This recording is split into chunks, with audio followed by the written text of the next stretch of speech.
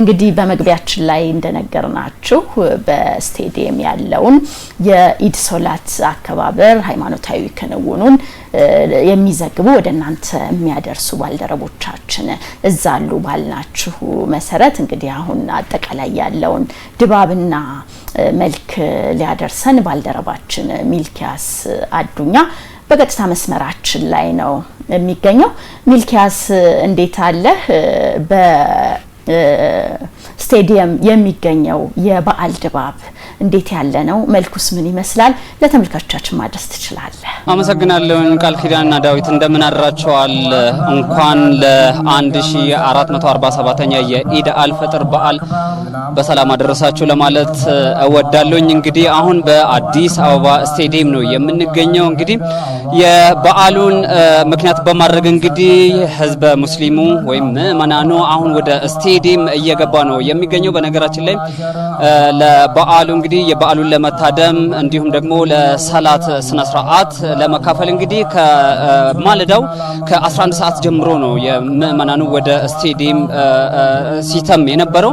ይህንንም ተከትሎ እንግዲህ በርካታ ቁጥር ያላቸው ምእመናኖች ወደ ስቴዲየሙ እየገቡ ነው የሚገኙት። በአሁኑ ሰዓትም ከጥቂት ደቂቃዎች በፊት የሰላት መርሃ ግብሩ እየተደረገ ነው የሚገኘው ወይም ደግሞ ተጀምሯል ማለት ነው። እንግዲህ በተለያዩ አቅጣጫዎች ነው ወደ ስቴዲየም ወይም ወደ አዲስ አበባ ስቴዲየም ምእመናኑ እየመጡ የሚገኙትና በርካታ ቁጥር ያላቸው ከፍተኛ ቁጥር ያላቸው ምእመናኖች ናቸው ወደዚህ ስቴዲየም እየተመሙ የሚገኙት። እንግዲህ በአጠቃላይ አካባቢው ላይ እንግዲህ ለበዓሉ ምቹ በሚሆን መልኩ ተውቦ ነው የሚገኘው።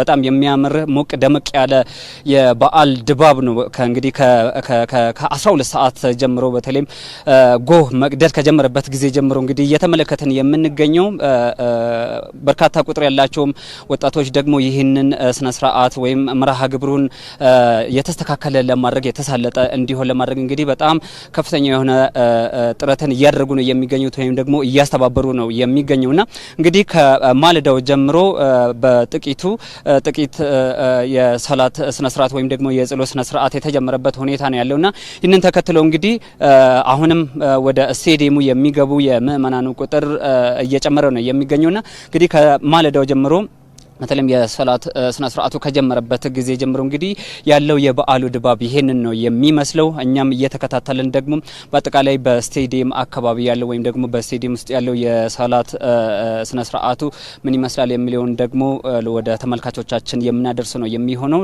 ለጊዜው ያለኝ መረጃ ይሄንን ይመስላል። ቃል ኪዳን